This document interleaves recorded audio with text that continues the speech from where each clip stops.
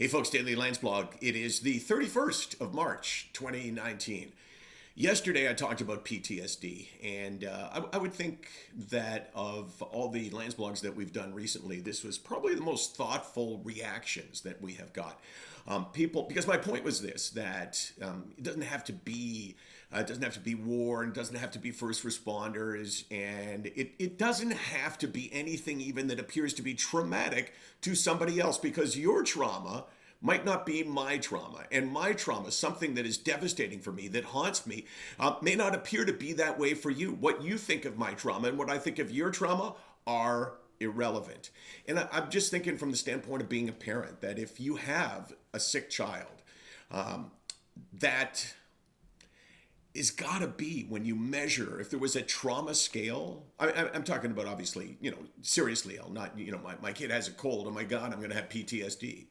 But that by itself has got to be on the trauma scale, right up there with just about anything you could experience. Yet we don't really give people the benefit of saying, okay, well, you've had some things in your life that were extremely traumatic. Maybe you have to attack your mental health challenge on the basis of, do I have the symptoms of PTSD? Because the symptoms of PTSD sometimes, when they're taken alone by themselves, appear to be depression and anxiety and other illnesses that fall into that category.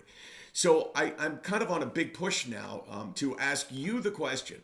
If you've struggled with mental health challenges and you've never considered the idea that maybe something traumatic really hurt you and damaged you and has come back to hurt you, I would ask you the question, is it possible that that's a way that you need to attack this?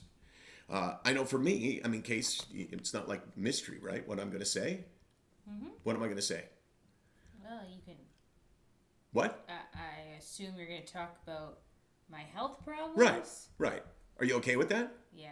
Okay, so when Casey was 3.5 years old, we went to the eye doctor, and we knew she wasn't seeing well. And the eye doctor put up the eye chart and said, Casey, can you read this line? And nothing. And then he said, can you read the top line, which is the big E? And there was nothing. And Karen and I looked at each other, and it was like, we knew this is really bad. And he said, okay, well, she's only 3.5.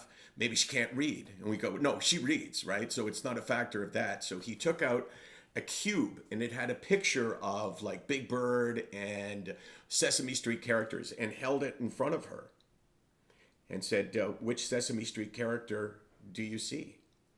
And it was literally this far away, and we heard nothing.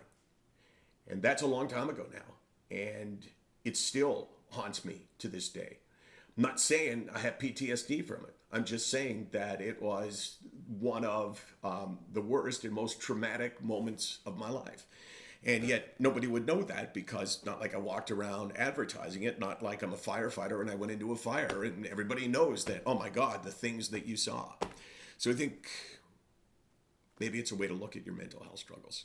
Oh God, now I'm depressed. So I caused all your mental health problems. You are my joy, not.